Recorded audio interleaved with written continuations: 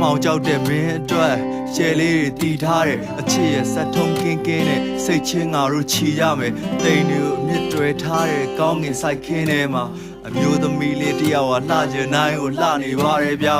တောင်တွေကနီးလေမြင်လေပဲလွယ်လွယ်နဲ့အစစ်မထင်ပါနဲ့ဂုဏနာတုံညမို့လို့အချစ်ရဲ့အပြစ်မမြင်ပါနဲ့အတန်ကိုဟစ်လို့လွမ်းနေတာပြေးနိုင်မယ်ဆိုရင်လေ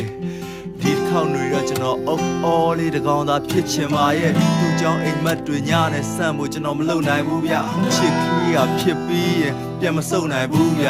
ခင်းစီပန်းလေးကသတိရလွန်လို့လွမ်းနေရရှာတယ်ကိုမင်းကိုစားပြီးသူများသားသမီးကိုလွမ်းနေရပါတယ်မောင်မဲချိန်တိုင်းမှာလင်းပေးနိုင်ဖို့ဖျောင်းနိုင်တဲ့ချောင်းလိုမျိုးလောင်ကျွမ်းမဲ့သူပါ